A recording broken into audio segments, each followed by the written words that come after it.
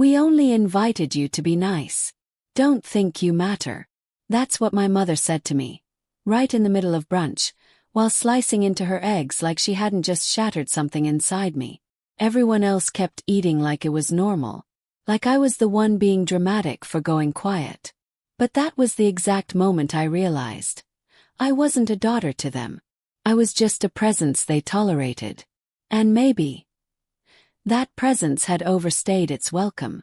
I'm Emily Sanders, 29 years old, born and raised in Sacramento, California. The oldest of 3 kids, though really you wouldn't know that from how I was treated. Growing up, I was the one who helped with everything. Made dinner when mom was working late, walked my siblings to school, and got straight A's to set a good example. My younger brother, Jake, now 25, was always the family favorite. Even when he dropped out of college to find himself and racked up thousands in credit card debt, mom still said he was just figuring things out. And Lily, our youngest, now 22, could do no wrong even when she flunked out of 2 community colleges. She always had someone to bail her out. Usually me.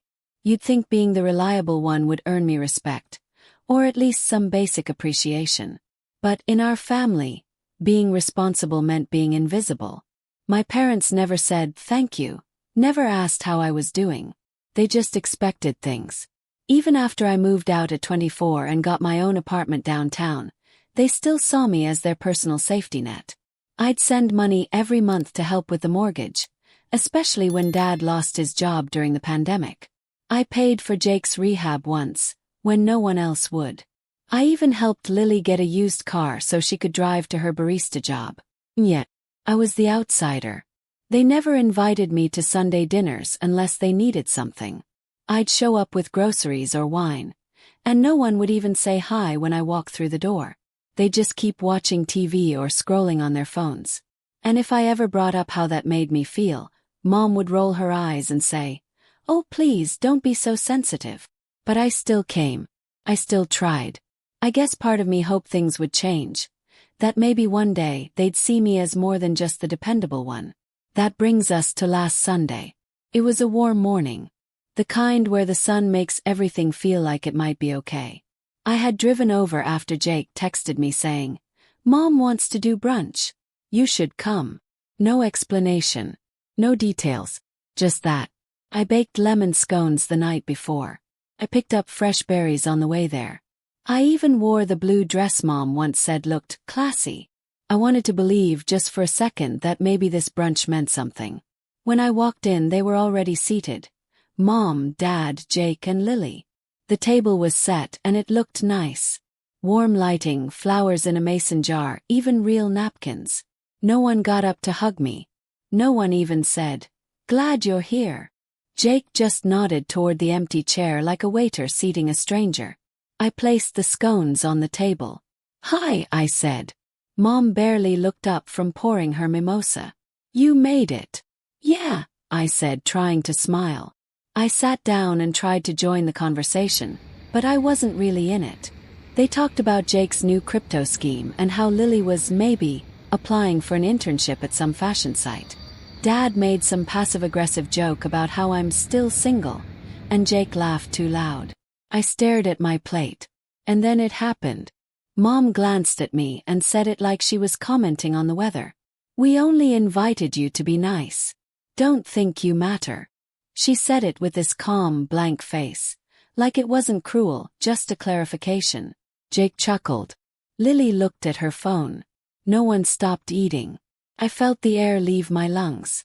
Not like a dramatic gasp, more like a slow leak I couldn't control. I didn't respond. I didn't cry. I just sat there realizing I had never been part of this family the way I thought I was. And in that silence, something inside me finally broke loose. I didn't storm out that day. I didn't flip the table or scream or demand answers. Well, I sat through the rest of that meal in silence. Every bite I chewed felt like swallowing nails. After brunch, I helped clear the table. I even wrapped up the leftover quiche and placed it in the fridge like everything was fine. Because I wanted them to look me in the eye. I wanted just once for someone to say, "Hey, that was cruel. I'm sorry." But no one did. Jake disappeared into the living room to watch a game. Lily went out to take selfies by the porch. My dad lit a cigar in the backyard. Mom was the last to leave the kitchen, wiping the counter with lazy strokes like she wasn't even present. I stood there with a sponge in my hand, heart pounding, lips trembling. I finally asked softly, "Do you really think I don't matter?" She looked up like she was annoyed that I was still talking. Then she shrugged. "I mean, you're not exactly close to the family anymore, Emily. You're always off doing your own thing. You only show up when it's convenient for you." I stared at her. I wanted to scream. I'm the one who paid off Jake's hospital bill. I'm the one who got Lily out of her DUI mess.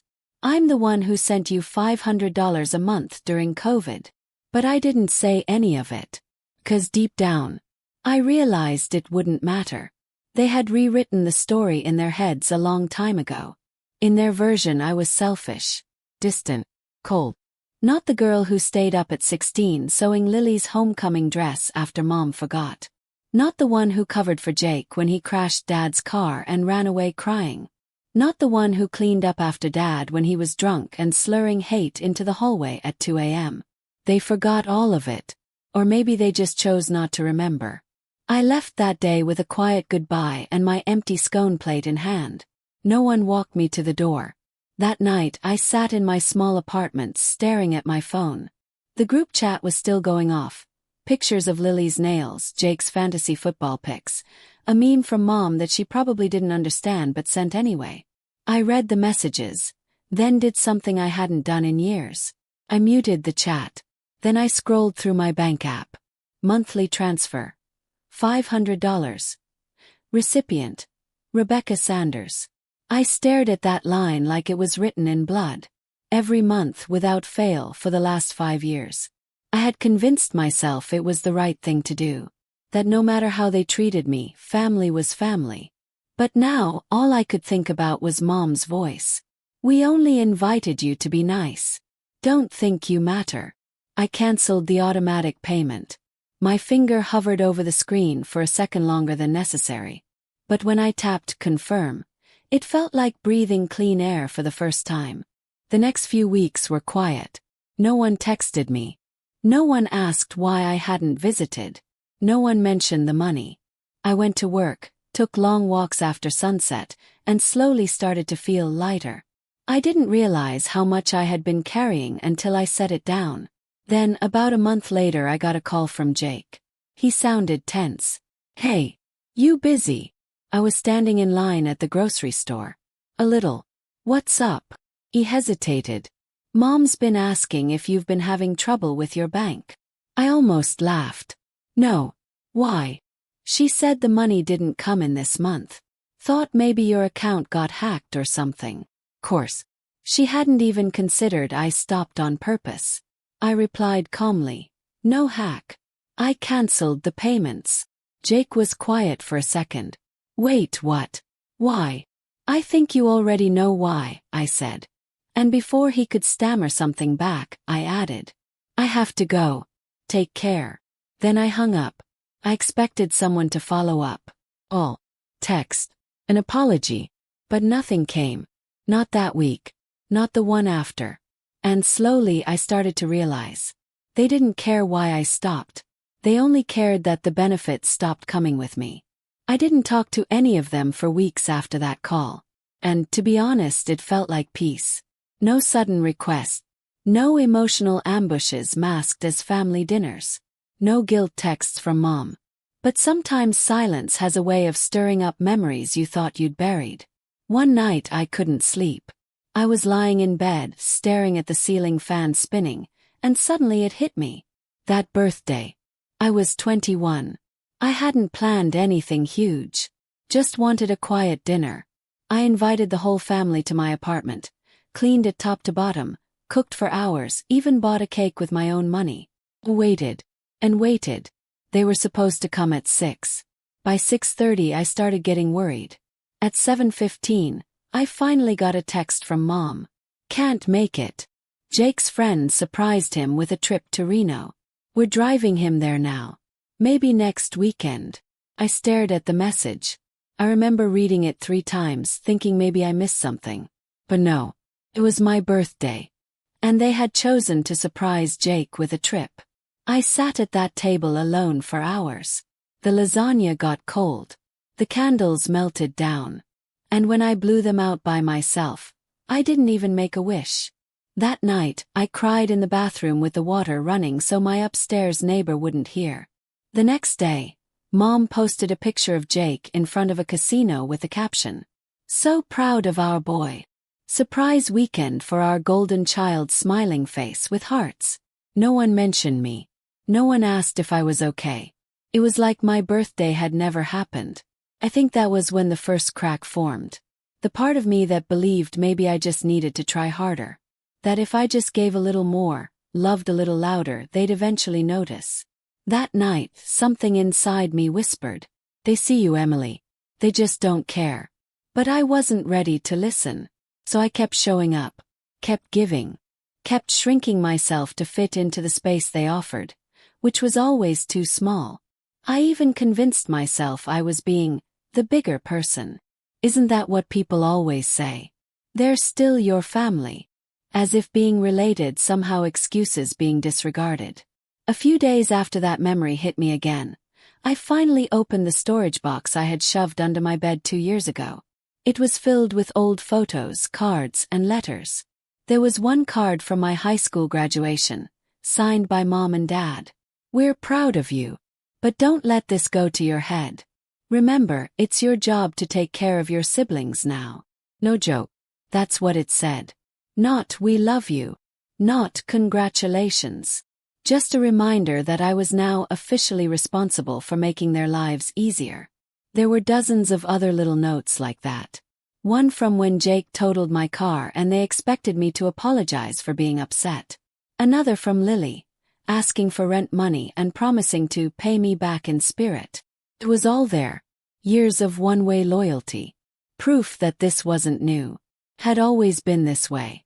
I sat on the floor of my bedroom, photos scattered around me, and for the first time I didn't feel sad. Felt awake. They hadn't changed. I had just stopped lying to myself. The next morning I started making a list. Not of revenge. Not of what they owed me. But of what I had given without hesitation for so many years. Money. Emotional labor. Silence. I wrote it all down. Not to throw it in their faces, but to remind myself. I was not selfish. I was not distant. I had done everything a daughter could. And more. And now I was done. I didn't send a goodbye message. I didn't post a dramatic announcement or write a long email explaining my absence. Just step back. Quietly. Intentionally. Completely. First I blocked the group chat. Then one by one I muted my mother, Jake, and Lily on every platform. I left the door open in case of an emergency, but for the first time in my life, I stopped making myself constantly available. It was terrifying at first. There were moments when I'd pick up my phone out of habit, expecting a passive-aggressive message or another guilt trip about money. But all I found was silence. And slowly, that silence started to feel like peace. I started taking care of things I had put off for years. I fixed the broken kitchen drawer that had annoyed me forever. I bought real curtains. I spent a whole Sunday sitting in a park, reading a book without checking my phone once. Little by little, I was building a life that had space for me in it. Then came the calls. Not from them. From numbers I didn't recognize. Voicemails too. Short, awkward, vaguely urgent. "Hey Emily, it's Jake. Can you call me back? Things are kinda complicated right now. Emily, this is Mom. Not sure what's going on with your account, but we really need to talk. Your dad's blood pressure is up again. Stressful times. It's Lily. Please call. Just for a minute. Please." I didn't call back. 'Cause I knew those voices. They weren't reaching out because they missed me. They were reaching out because they needed something. A week later, I ran into Rachel, a childhood neighbor, at the grocery store. She gave me a tight hug and said, "Wow, I heard about everything. Sorry you're going through all that." And blinked. "Everything?" Rachel looked surprised. "Oh, you didn't hear. Your parents' house got a lien." Something with back taxes. Jake's car got repossessed too, I think. And Lily was fired from that boutique job after she no-showed 3 shifts. I thought you knew. I didn't. But suddenly everything made sense. That's why they had called. Not because they regretted what they said. Not because they realized how cruel they'd been. But because their comfort had been threatened. And without me they were scrambling. I wish I could say I felt triumphant. I didn't. Felt relieved. Not because they were struggling, but because I finally knew I had never been the problem. They didn't fall apart because I left. They fell apart because they never learned how to stand on their own. A few days later, I got a handwritten letter in the mail. No return address, but I recognized Mom's handwriting immediately. Emily, I don't know what's going on with you lately. We've always tried to be kind and generous to you, and I'm hurt by how you've chosen to distance yourself. We didn't raise you to be selfish or cold.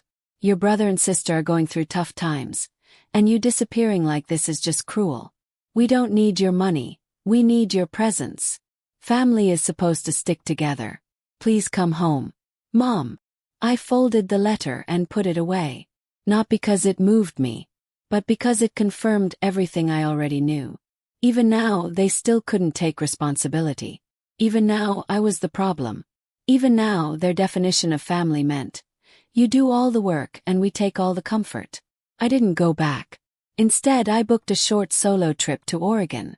It was the first vacation I'd taken in years that wasn't tied to a family event or emergency. Hiked alone. I ate seafood by the water. I journaled at night. And on the last night, while watching the sunset dip behind the ocean, I whispered to myself, you're not selfish. You're finally free. When I returned from Oregon, my apartment felt different. Not because anything had changed, but because I had. The air felt lighter. My thoughts quieter. For the first time in my adult life, I didn't feel like I was bracing for something. No explosions. No guilt. No one tugging at my sleeve. I went back to work. Started cooking again. Took a yoga class on a whim. I even went on a date. Something I hadn't done in over a year. It didn't lead to anything serious, but it reminded me that I was allowed to want joy. Not just survival. Then the letters started coming. Not just from Mom this time. One from Lily. Then Jake. Even Dad, which shocked me. Each one more desperate than the last. I messed up, I know I have. But you were always the glue. Can't you come back, just for a little bit? Lily. I can't get approved for a loan. Credit's wrecked. I know I screwed up, but you always had good judgment. Maybe you can help. I don't know what happened to you. Your mother's not well. Things are hard. It's time to come home and be part of the family again. Dad. None of them said sorry. None of them mentioned what was said at brunch. Or the birthday they skipped. Or the years of taking without thanks. They only talked about now. About how hard things were. About what they needed. It was almost funny. For years I had begged for emotional connection. And now that I had taken mine away, they acted like they were dying of thirst. I didn't respond to the first batch of letters. But when Mom's second envelope came, the one with a red urgent scribbled on the front, I opened it. Your father might lose the house. Jake has debt collectors calling. I've had to pick up hours at the diner again. My knees aren't what they used to be. We're a family, Emily. You don't abandon family. If you have a heart at all, you'll come talk to us. At least give us a chance. Chance. That word stuck with me. A chance. Like the one I gave them at 21. Or the one I gave every month for 5 years while they drained my account and ignored my voice. Or the chance I gave them the day Mom told me I didn't matter. And they all just kept chewing their food. Well, I had already given them dozens of chances. And they had burned them like dry leaves. Still, curiosity got the better of me. I looked up the public property records for the house I grew up in. It was true. A foreclosure warning had been posted. Unpaid taxes. Missed mortgage payments. A mountain of credit card debt. And for a split second I felt the old reflex kick in. That tiny, loyal voice whispering, maybe you should help. Just this once. But another voice came in louder, steadier. They didn't help you when you were drowning in silence. They don't get to ask now. One evening I got a call from an unknown number. I almost didn't answer, but something made me swipe. Emily. It was Lily. Her voice was shaky. I know I probably don't deserve your time, she started. I said nothing. I'm scared. Everything's falling apart. Mom's crying all the time. Dad's angry. Jake won't talk to anyone. And, her voice broke, I think we pushed you too far. I think we broke something in you. That caught me off guard. For once, it didn't sound manipulative. Sounded real. I'm not asking you to fix it, she said. I needed to say that. I let the silence sit. Then I said quietly, I needed to hear it. Thank you. And I hung up. I didn't run back. Didn't offer to pay off their debt. Didn't rescue anyone. But I felt something shift that night. Not in them, in me. For years I had craved that kind of acknowledgement. Not money. Not status. Not control. Just someone in that family saying, you mattered. And we treated you like you didn't. And now that I had it, just one honest sentence, I didn't feel guilty for walking away. I felt free to keep walking. A few weeks after Lily's call, I got another letter. No stamp. No envelope. It was slid under my apartment door. I found it early one morning while heading out to work. Just a single sheet of paper, folded in half, with my name written in shaky handwriting. It was from my father. Emily. We're losing the house. It's official now. I know I was never good at talking. I know I said things that hurt you. But your mother hasn't been sleeping. Jake's out of control. Lily's crying every night. I know we failed you. But please, don't let this be the end of us. You're the only one who's ever had sense. Maybe it's not too late for us to fix this. Dad. There it was. An almost apology. But not for what they'd done, just for where it had gotten them. Not, we're sorry we made you feel invisible. Not, we should have protected you, appreciated you, respected you. Just, you're our last hope. Please fix it. Later that evening my doorbell rang. I wasn't expecting anyone. I looked through the peephole. It was Jake. I hadn't seen him in person in over a year. His face was thinner. He's sunken. He looked exhausted. Not broken, not yet, but close. I opened the door but didn't step aside. He gave me a half smile, the same one he used as a teenager when trying to charm his way out of consequences. Hey Em, he said. Waited. I don't deserve your time. No. But I had to come. He looked down. We've hit the bottom. Truly. Mom's blood pressure spiked last week. Lily can't afford her meds. Dad's been trying to sell tools from the garage. He looked up, eyes wet. I know we don't deserve help. But I also know you have the power to make this go away. You always did. Took a breath. And for the first time in my life, I said what I should have said years ago. It's not my job to fix what you broke. He flinched. I could see how much that hurt him. But I didn't look away. You all treated me like a tool, not a person. Like I was just here to absorb the damage. He opened his mouth to respond, but I held up a hand.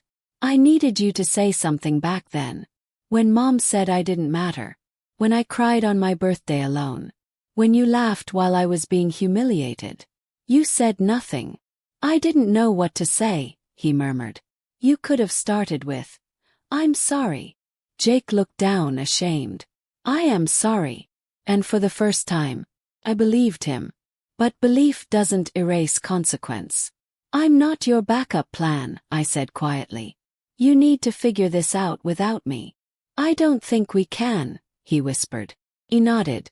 Then maybe that's what it takes to finally learn.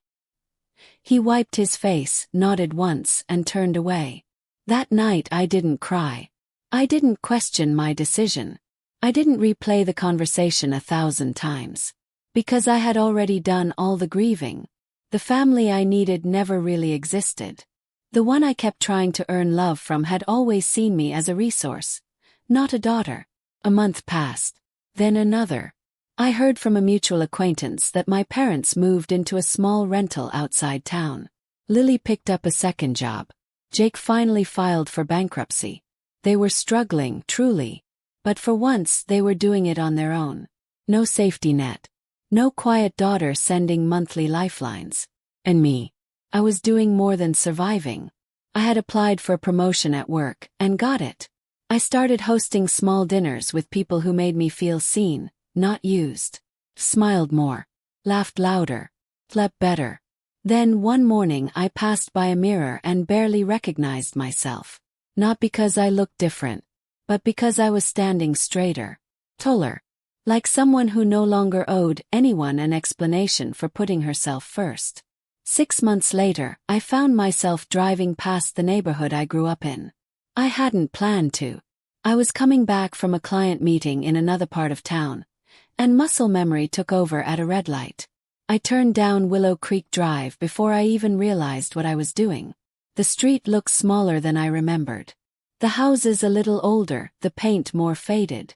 And then there it was, our old house. Except, it wasn't ours anymore. The shutters were gone. The porch swing had been taken down. The Sanders nameplate that hung crookedly by the mailbox for over a decade. In its place, a fresh set of numbers and a realtor's placard. Newly renovated, for rent. I parked for a moment, hands still on the steering wheel. And for the first time since I left, I allowed myself to grieve. Not the loss of the house. Not even the loss of my family. But the loss of the girl who so badly wanted to be chosen by them. I had spent most of my life trying to earn love from people who believed love was transactional. Gave. They took. And every time I bled for them, they only asked why I couldn't give more. I had spent years thinking that if I was good enough, quiet enough, giving enough, they would finally see me. Finally value me. Finally say, you mattered. But I realized something. Sitting there in that quiet cul-de-sac where I once played hopscotch on the sidewalk and cried in the garage. I mattered the whole time. They just weren't capable of seeing it. And that wasn't my fault. A week later I received one final letter. From my mother. The envelope was plain. No urgency. No demand. Emily. We're managing. Barely but managing. Jake is trying. Lily's working hard. Your father and I are adjusting. I won't lie. We miss you. But I know now that missing someone isn't enough if you didn't value them while they were close. I don't expect forgiveness. I just hope you're happy. Mom. I folded the letter and placed it in a box with the rest. Not out of bitterness but closure. That chapter was done. Not torn, not burned, just gently finally closed. I've learned that healing isn't about getting an apology. It's about knowing you deserved one. And choosing to move forward even if it never comes, or comes far too late.